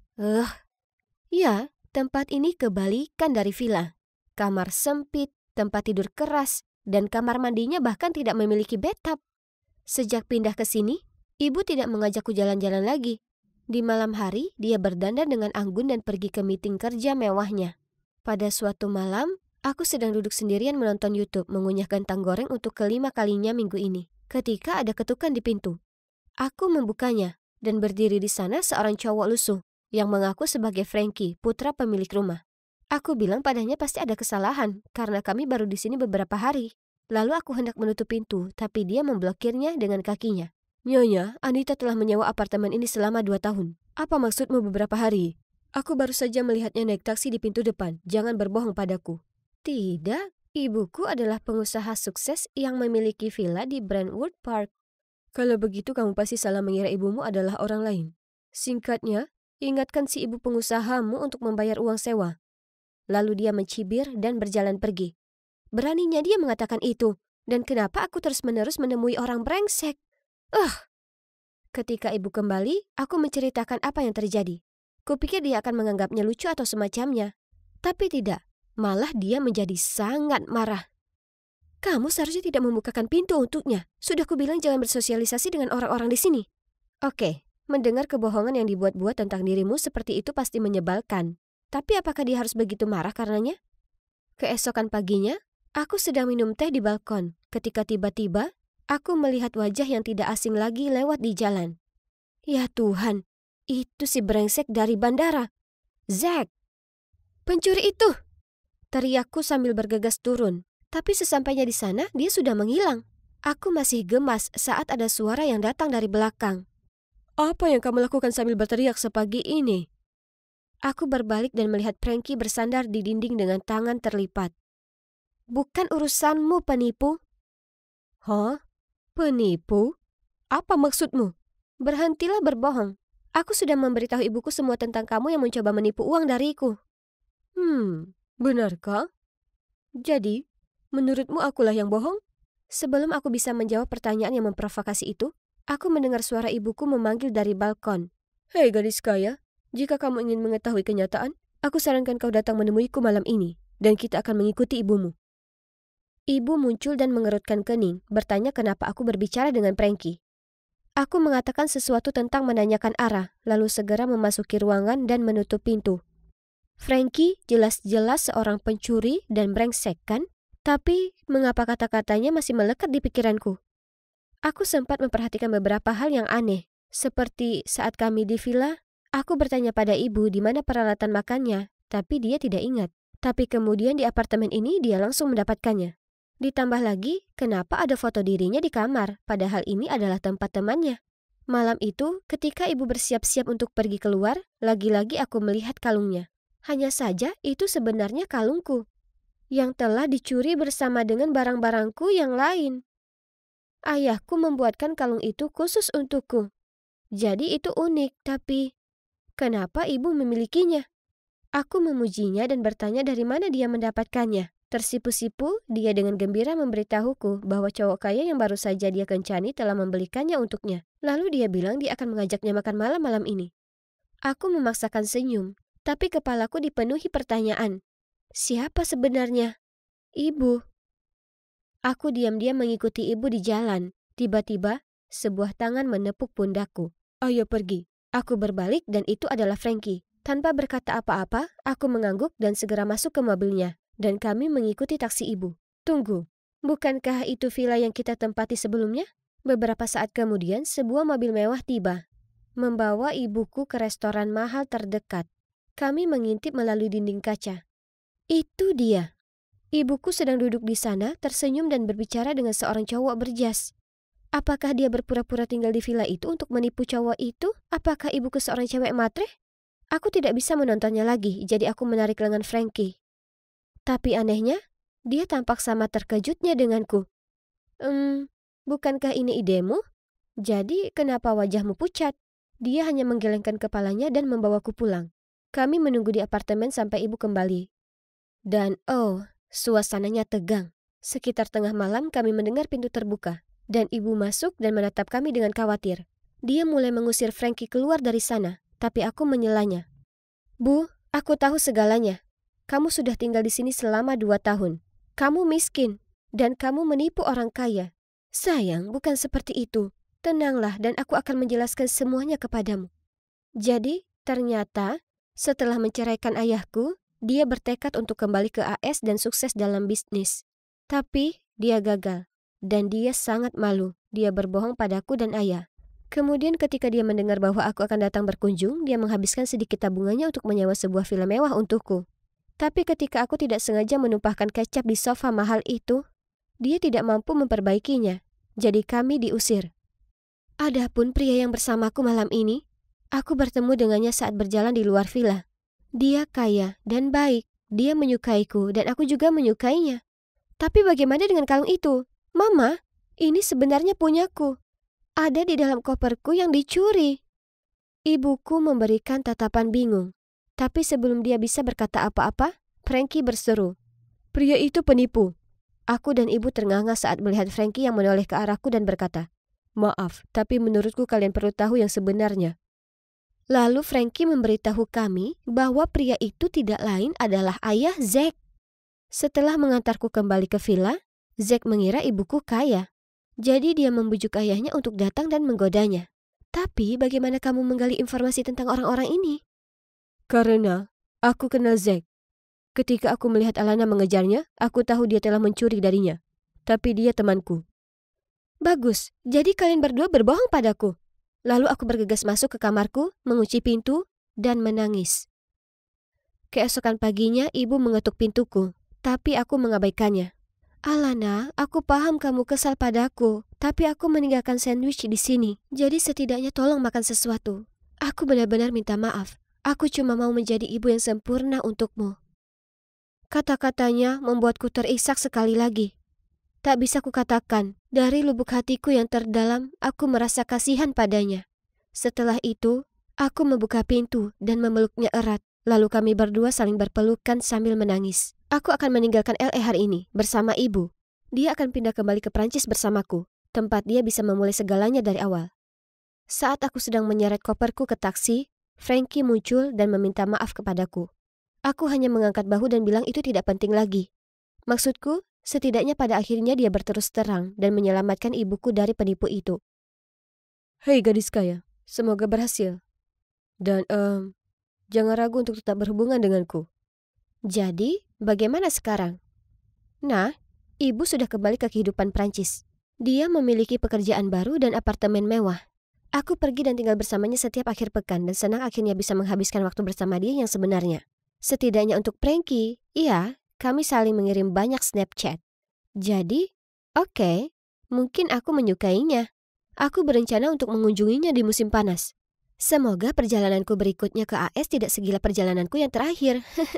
Ibu, kemari dan lihat apa yang Agnes perbuat ke bajuku. Oh tidak, sekarang bagaimana? Lihat ini, Bu. Bajunya lecek. Ini semua salahmu. Kubilang padamu kalau ini harus dicuci dengan tangan. Itu artinya gunakan tangan. Oh, jangan menangis, sayang. Aku akan membelikanmu yang baru. Kau bisa berikan itu ke Agnes. Sekarang ini milikmu. Baju baru. Senang kan? Apa bisa kita pergi sekarang, Bu? Kemudian kita makan pizza setelahnya. Aku sangat lelah dengan hidangan berkelas Agnes yang mewah. Tentu saja, sayang. Ya, aku tahu itu. Pasti terlihat seperti adegan dalam Cinderella, ya kan? Hanya hal seperti itu terjadi sehari-hari di rumahku. Jika aku diadopsi, maka akan lebih mudah untuk paham kenapa ibuku lebih menyukai adikku dibandingkan aku. Tapi tidak. Aku juga merupakan anak kandungnya. Tumbuh bersama Jenna sebagai kakak perempuanku merupakan mimpi buruk. Dia selalu jadi anak emas, sementara aku diperlakukan seperti duri dalam daging. Jika ada yang rusak, maka aku yang disalahkan. Saat Jenna mencuri barang-barangku, maka ibu hanya berkata seharusnya aku tersanjung. Kemudian ada pesta ulang tahun. Selama bertahun-tahun Jenna mendapatkannya. Tema peri, pesulap, kebun binatang peliharaan, dan menara cupcake. Sedangkan aku, yang kudapat hanyalah kartu ucapan dan uang $20 lecek di dalamnya. Sama halnya dalam belajar. Jika dia memecahkan rekor nilai D dengan satu nilai C, ibu menghadiahinya perhiasan dan makeup. Aku, hanya satu C dari nilai A sempurna seperti biasa dan ibu akan berkata, "Oh, kenapa aku bahkan berharap terlalu tinggi?" Terkadang aku bertanya, apa semua keburukan ini karena Jenna selalu cantik dan populer? Dia pada dasarnya versi mini ibuku. Sementara sepertinya aku lebih tertutup. Dan aku tak terlalu mirip ibuku. Bagaimanapun juga, meski tinggal di rumah yang penuh kegelapan dan ketidakadilan, aku masih punya hasratku sendiri, yaitu kuliner. Jujur, aku kecanduan acara masak di TV itu dan selalu berusaha cari cara mengikutinya. Impianku adalah untuk menjadi kepala chef di restoran bintang 5. Di sekolah, Jenna selalu mengabaikanku. Dia nongkrong dengan kelompok cewek yang semuanya terobsesi dengan hal yang sama dengannya, seperti make up, pakaian trendy, dan TikTok. Jenna memang berwajah menawan. Jadi tak heran kalau cowok-cowok biasa mengurumuninya dengan harapan dapat perhatiannya. Ya sudah, lupakan Jenna. Karena aku punya sahabatku, Ruth, di sini. Sis, aku bersumpah demi Tuhan, kalau aku jadi kau akan kurobek beberapa bajunya hanya supaya aku lega. Ide bagus. Kukatakan itu sembari memainkan nampan makananku seperti biasa. Itu terlihat sangat enak, begitu menggugah selera. Tertegun aku mendongak ke atas mendapati sepasang mata mempesona balik menatapku. Hai, aku Roy. Tanganmu begitu terampil sekali. Sebelum aku bisa berkata apa-apa, dia mengedip lalu berbalik menuju mejanya. Hampir saja, kalau tidak dia akan melihat wajahku yang memerah seperti tomat. Oh, sepertinya seseorang masuk ke radar cowok seksi. Diamlah.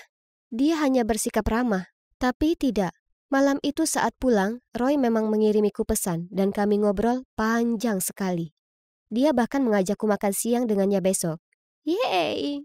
Ini sangat menarik. Aku masuk ke kantin, mendapati Roy sudah duduk menungguku. Tapi segera kulihat kelompok Jenna lewat, dan hal terakhir yang kuinginkan adalah masalah dari kakakku yang jahat. Jadi sebenarnya aku berpikir untuk kabur. Tapi tepat di saat itu, Roy tersenyum lebar dan melambai padaku. OMG, lihat cowok seksi di sebelah sana melambai padamu, Jen. Seorang cewek memuji Jenna sebelum aku sempat membalas Roy. Jenna segera membetulkan rambutnya lalu tersenyum canggung padanya, tapi Roy jalan lurus melewatinya dan mendatangiku. Ini, untukmu. Sajian kelas atas apa yang kita punya hari ini? Aku tersenyum pada Roy dan tak punya pilihan kecuali duduk dengannya, mengabaikan tatapan geram Jenna. Terlepas dari situasi canggung Jenna, makan siang dengan Roy menakjubkan.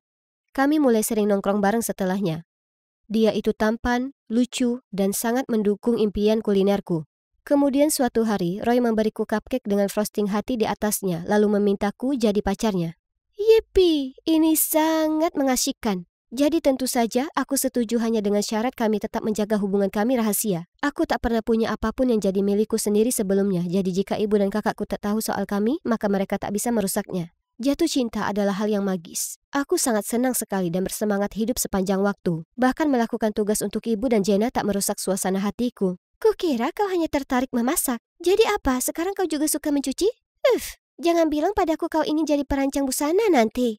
Aku mengacuhkannya dan melanjutkan yang sedang kukerjakan. Sebenarnya, kuacuhkan semua ejekan cemooh ibu dan Jenna. Kenyataannya aku terlalu senang untuk membuat mereka bisa menggangguku lagi. Ulang tahun Jenna ke-17 segera tiba. Dan kali ini dia bersikeras mengadakannya di resto keren di kota. Semua kerabat kami dan teman-temannya diundang, tapi aku putuskan untuk tak pergi. Toh tak ada yang inginkan aku berada di sana, jadi menurutku itu tak masalah. Tapi yang mengejutkanku, di hari pesta itu, Jenna mengetuk pintu kamar dan memohon agar aku datang. Tolong Agnes, aku ingin kau ada di sana di hari istimewaku. Pestanya tak akan sama tanpamu. Lalu dia memberiku tas dan pergi. Aku membukanya dan di dalamnya ada gaun yang paling cantik.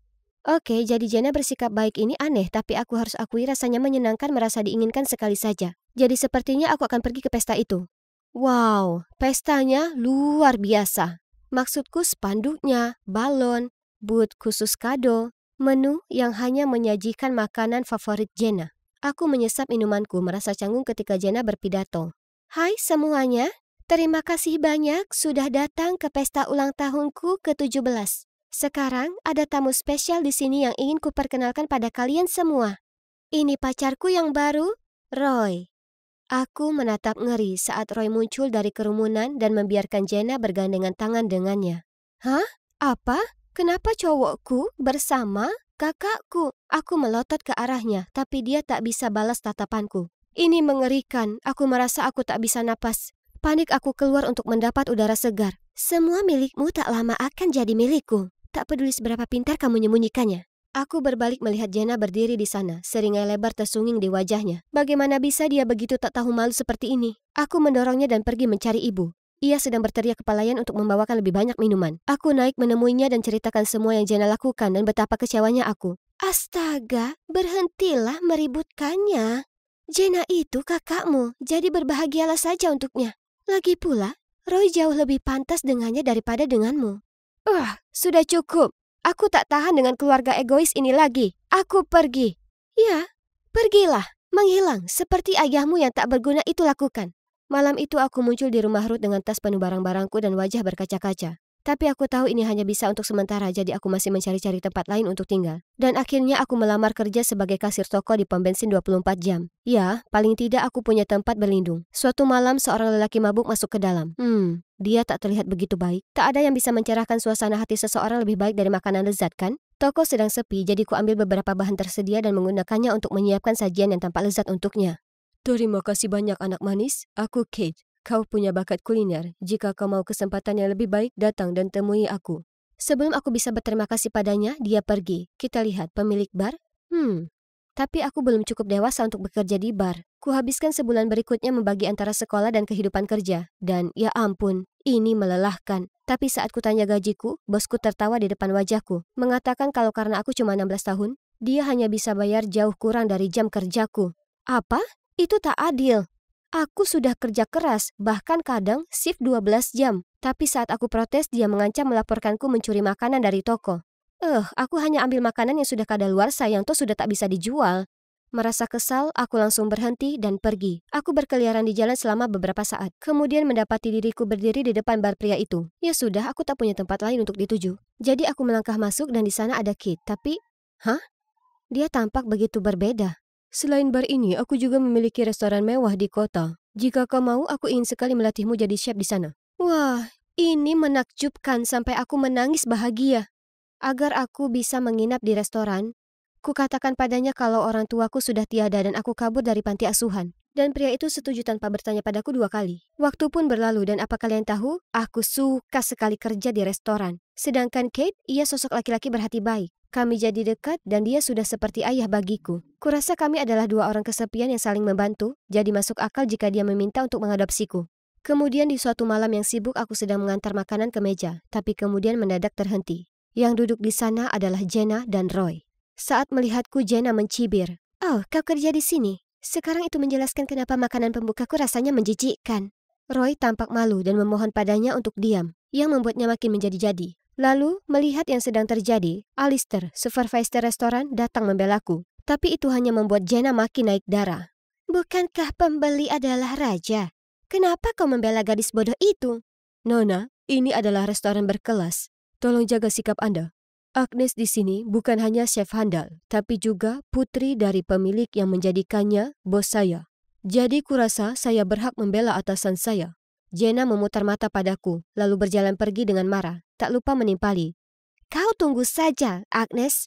Kemudian melihat wajah murungku, Alistair mengajakku keluar makan es krim sepulang kerja. Kate dengan senang menyuruh kami pergi dan dia akan menutup restorannya. Saat aku menjelati es krimku, kuperhatikan orang-orang di sekeliling kami berteriak, "Api! Api!" Jadi ku tarik Alistair dan berlari mengikuti mereka. Saat api mulai terlihat, hatiku rasanya hancur. Kemudian ku sadari kalau itu berasal dari restoran. Oh tidak, Kate masih di sana, di dalam sana. Tanpa pikir 2 kali aku menyerbu masuk untuk mencarinya. Di sana sangat berasap dan mustahil untuk bisa melihat, tapi aku tak boleh menyerah. Tiba-tiba aku mulai pusing dan berkunang-kunang. Kemudian ada tangan yang meraih dan menarikku keluar. Itu Alistair. Dan yang berdiri di sebelahnya adalah Kate. Phew. Beberapa hari kemudian, polisi memanggil Kate. Mereka menemukan biang kerok yang memulai kebakaran. Segera saat aku masuk ke kantor polisi, aku tak bisa mempercayai mataku. Itu Jenna. Tapi yang paling mengagetkan, saat Kate melihat ibuku, mereka berdua berubah pucat dan menatap tercengang. Hah? Apa mereka saling mengenal? Jadi, iya, ternyata Kate itu ayah kandungku dan Jenna. Saat ayah masih muda, dia belum membangun karirnya dan hanya habiskan seharian penuh di dapur. Dia selalu dihina dan dibentak ibu. Pada akhirnya, dia tak tahan lagi dengan sikap meremehkannya, jadi ayah pergi. Hanya saja tanpa sepengetahuannya, ibu sedang mengandungku saat itu. Jadi cerita yang ia katakan soal ayah kabur dengan simpanannya itu semua bohong. Aku paham sekarang. Dia membenciku karena ikut-ikuti jejak ayah, bukan dirinya. Segera saat Jenna sadar dia ayah kami dan dia kaya, Jenna menampilkan akting manisnya dan memohon agar ayah menjadi ayahnya lagi. Tapi ayahnya hanya menatapnya tajam dan berkata, "Apimu itu bisa saja membunuh kami semua, sekarang kau harus menerimanya." Kemudian meraih lenganku dan keluar dari sana. Aku percaya hidupku akan jauh lebih baik. Tapi aku tak pernah membayangkan akan menjadi sebaik ini. Sekarang ku miliki ayah yang luar biasa, pekerjaan yang kusenangi, dan orang-orang yang pada dasarnya peduli padaku yang berada di sisiku. Ini menunjukkan bahwa segala sesuatu pada akhirnya akan berjalan dengan sempurna. 98, 99, dan satu lagi. Dan 200.000 follower. Hah, sepertinya aku memberikan kesan yang cukup besar pada dunia. Hai, kalian sedang melihat influencer kecantikan dan gaya hidup terhot di Park Springs High School. Cantik dan pintar. Aku punya keduanya. Hah, tidak mengherankan kan? Jelas sekali, cewek sepertiku mendapat banyak perhatian. Oh, itu Ben, si kutu buku kami, fanboy nomor 1ku. Dia selalu mengikutiku berkeliling sekolah dan menawarkan bantuan padaku dalam, ya, segala hal. Aku tak menyalahkannya, maksudku pada dasarnya akulah ratunya. Hai Ben, aku tidak melihatmu di lokerku seperti biasanya. Apa kamu tidak apa? Aku kehabisan uang hari ini, jadi... Tunggu, Ben, jangan berkata seperti itu. Orang akan mengira aku memalakmu atau semacamnya. Aku tidak pernah meminta makanan dan benda-benda itu. Ya, kamu tidak... maaf. Oke, jadi itu aneh. Kemudian segalanya menjadi lebih aneh saat aku mendengar Christine memberitahu teman-temannya bahwa setelah terekspos, follower penyanyi IG anonim telah meroket hingga 500.000 follower. Tapi masalahnya, dia bersekolah di sini. Dia bukan siapa-siapa di kelas bio. Stella. Stella bergegas melewatiku menuju kelas, diikuti oleh segerombolan orang yang mencoba mengambil fotonya dan memintanya untuk bernyanyi. Bla bla bla. Beberapa anak cowok bahkan menawarkan untuk mengantarnya pulang setelah kelas berakhir. Ya ampun. Apa yang mereka pikirkan? Dia bisa berakting menjadi cewek rapuh dan membingungkan para pecundang ini, tapi dia tidak membodohiku. Skenarionya yang dimainkan terlalu berlebihan. Tapi, ya, kenapa Ben terburu-buru mendekatinya? Benar-benar pengkhianat. Ben, di mana PR-ku? Dia bahkan tidak bisa memberikan alasan yang lebih baik selain, aku pergi keluar tadi malam. Ini omong kosong. Aku baru saja mendengar dia menawarkan untuk membantu Stella mengerjakan PR-nya. Dan coba tebak, cewek ini yang masih dengan penampilan nona pemalu kecilnya memberitahu Ben bahwa dia bisa mengerjakan esainya sendiri. Apa dia pikir dia itu Beyonce atau semacamnya? Bertingkah angkuh dan mengira dia adalah mercusuar alam semesta? Aku sangat marah. Jadi dia ingin merasakan ketenaran ya? Anggap saja sebagai senior di bidang ini, setelah mengalami sisi buruknya, sudah saatnya aku mengajari dia sopan santun. Setelah itu, aku memastikan dia menjadi topik utama setiap pembicaraan di sekolah. Hei, dia perlu mempelajari cara kerja permainan ketenaran ini. Semua orang terkikik, menunjuk, dan berbisik di belakang punggungnya. Dia harus menutupi dirinya dengan hoodie yang menyembunyikan separuh wajahnya dan berjalan melewati sekolah dengan cemas. Ya, aku tahu betul perasaan paranoid itu ketika kamu terobsesi dengan kenapa orang terus memandangmu dengan aneh. Lalu suatu hari aku sedang meletakkan buku-bukuku kembali ke lokerku saat aku melihat sekilas seseorang berlari melewatiku sambil menangis. Itu adalah Stella. Dan dia menjatuhkan catatan yang berbunyi, jika aku jadi kamu, aku tidak akan pernah muncul di sekolah. Lagi, kamu konyol. Astaga, apakah orang-orang mengatakan hal ini? Ini terlalu kasar. Apa yang terjadi? Astaga, ya ampun. Dia tidak mengira akulah yang menulis ini, kan? Sejak hari itu, Ben benar-benar mengabaikanku. Dan lebih buruk lagi, dia terpaku pada Stella yang menghiburnya saat orang-orang membicarakan dia di belakang. Astaga. Lalu suatu hari, aku sedang mengikat tali sepatu dan aku mendengar beberapa pemandu sorak mencoba membuka telepon seseorang. Tepat pada saat itu, Stella keluar dari kamar mandi. Kesal melihat orang lain melanggar privasinya, dia mencoba melawan.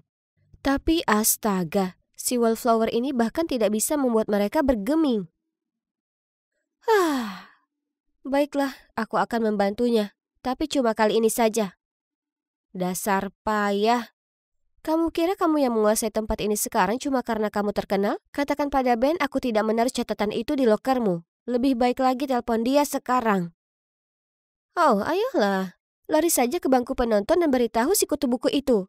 Pergi. Apa yang kalian lihat? Aku pergi ke bangku penonton dan menemukan Ben sedang menghibur Stella. Sekarang bagaimana? Mengadu padaku lagi? Sebenarnya, Stella baru saja memberitahuku kalau bukan kamu menulis surat itu. Bisakah kamu menjadi lebih bodoh lagi? Jadi, kamu terus terang saja melakukan apapun yang aku perintahkan? Jangan pedulikan dia. Memang seperti itulah dia. Agak kasar tapi benar-benar teman yang baik. Aku tidak punya teman. Ya, aku sudah mempelajarinya dengan susah payah. Di masa-masa awal aku menggunakan Instagram, satu-satunya teman yang aku percaya memposting video saat aku sedang berganti pakaian di kamar mandi sekolah. Aku masih menyimpan kaosku di dalam bajuku, tapi itu memberikan pelajaran kejam tentang persahabatan dan ketenaran. Saat kamu terkenal, orang akan selalu menginginkan sesuatu darimu. Kamu tidak bisa percaya siapapun. Kamu mendengarkanku? Stella. Siapa itu? Liam, teman Stella dari klub musik. Mereka terlihat serasi bersama ya kan? Apa?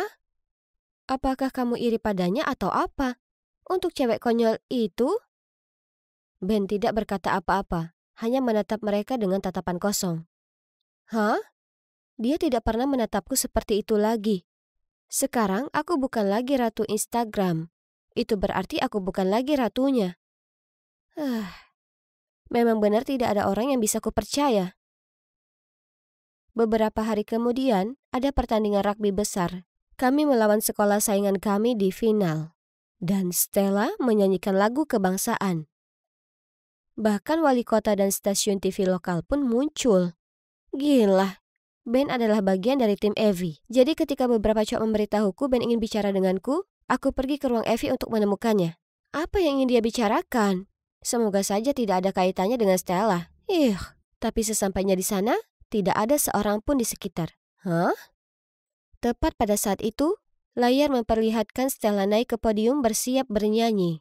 Namun alih-alih melodi yang menenangkan, serangkaian suara aneh yang terdistorsi keluar dari mikrofonnya. Apa yang sedang terjadi? Apa yang kamu lakukan di sini? Ashley. Dia mendorongku ke samping dan buru-buru memperbaiki sound system. Dan semenit kemudian, keadaan kembali normal dan Stella dapat memulai kembali lagunya.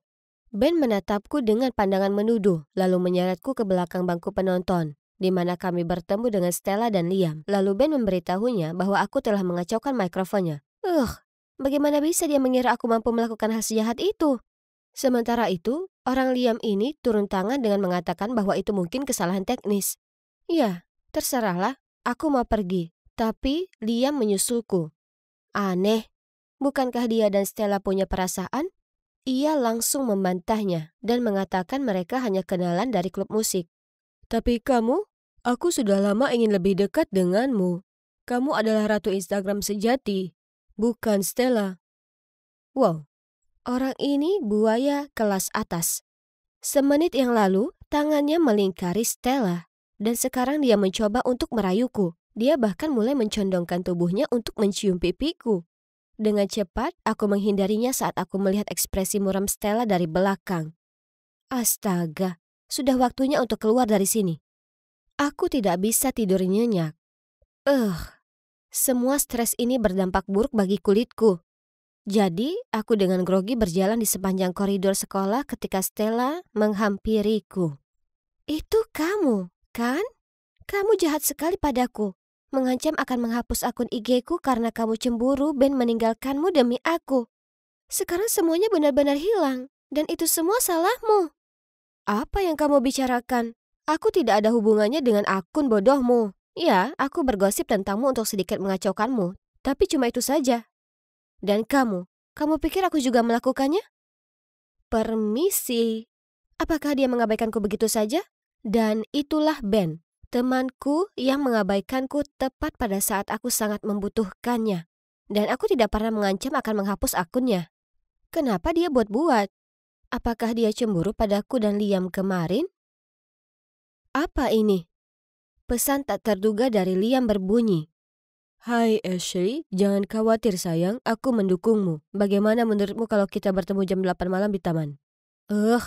Si brengsek bermuka dua yang tak tahu malu ini. Apa yang dia lakukan kali ini? Jadi, setelah kelas selesai, aku memasukkan catatan ke loker Stella, berpura-pura menjadi Liam dan berkata, aku punya kejutan untukmu. Sampai jumpa jam 8 malam di taman. Aku tiba tepat waktu dan menemukan Liam sudah menunggu. Dia terus melakukan tindakan gila ini seolah dia jatuh cinta padaku atau semacamnya. Aku bisa membantumu membuktikan segalanya. Dan aku cuma meminta satu permintaan kecil. Yaitu kalau kamu mau jadi pacarku. Kamu bisa melakukan itu? Tapi bagaimana caranya? Ya, kamu bisa saja menyalahkan orang lain. Misalnya, Ben. Oh sayang, kamu tidak perlu melakukan apapun. Datang saja padaku dan biarkan cowokmu ini yang menanganinya. Orang ini membuatku ingin muntah. Tapi aku tetap harus bersikap tenang agar aku bisa mengetahui apa yang disembunyikan oleh cowok ini. Kedengarannya menarik, tapi aku ingin tahu lebih banyak. Bagaimana kamu akan melaksanakan rencana brilianmu? Sayang, aku sudah memiliki semua bukti di tanganku. Maksudmu? Benar. Akulah yang menghapus akun IG Stella dan aku tahu cara untuk menyalahkan orang lain. Apa yang kamu lakukan? Ashley, aku membiarkan rasa cemburuku membutakanku. Jadi ketika aku melihatnya meraihmu tepat di depanku, aku baru saja melakukan hal bodoh. Setidaknya kamu bukan satu-satunya orang bodoh di sini. Dia mempermainkan kita berdua. Dan sebagai catatan, dia bukan tipeku. Tipemu? Coba ku tebak. Seseorang seperti Ben? Dia sangat bodoh sehingga dia tidak pernah menyadari bahwa aku mempunyai perasaan padanya. Tapi, kamu lebih mirip tipenya daripada aku. Selain itu, cara dia meninggalkanku saat aku sangat membutuhkannya. Ashley, aku tidak bermaksud menyakitimu seperti itu. Ah, kamu selalu berada di sana sepanjang waktu? Ya, aku sudah mendengar semuanya, termasuk bagian tentang bagaimana perasaanmu terhadapku. Dengar, itu tidak seperti yang kamu pikirkan. Aku tidak menyukai Stella seperti itu. Masalahnya adalah, aku melihatnya bernyanyi di kedai kopi, dan langsung menyadari bahwa dia adalah penyanyi anonim favoritku di Instagram. Jadi, aku tidak sengaja mengungkapkan identitasnya secara online. Satu hal mengarah ke hal lain. Aku merasa sangat bersalah sehingga aku ingin membantu di sisi Stella, dan tanpa sengaja mendorongmu menjauh. Dan bukan berarti aku tidak mempercayaimu. Setelah kamu pergi, ku coba yakinkan semua orang kamu tidak melakukannya, tapi mereka tidak mempercayaiku. Lalu Stella menunjukkan padaku catatan di lokernya tentang Liam yang mengajaknya kencan. Dan aku mengenali tulisan tanganmu. Aku jadi khawatir. Jadi, kamu tidak menyerangku? Ya, aku tahu kamu terkadang terlihat dingin. Tapi jauh di lubuk hati, hatimu baik.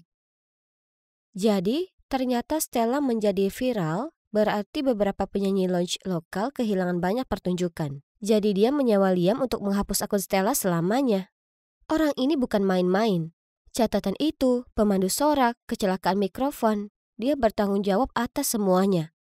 Beruntungnya aku berhasil mengaktifkan mode rekaman di ponselku untuk seluruh percakapanku dengannya.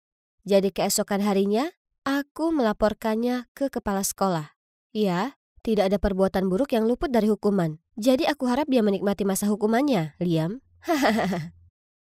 Lalu aku tidak lagi bersolo karir. Aku punya teman baru di sisiku, yang sekarang telah keluar dari media sosial dan menikmati hasratnya untuk bernyanyi. Dan Ben tetaplah Ben. Orang bodoh, tapi orang bodoh milikku.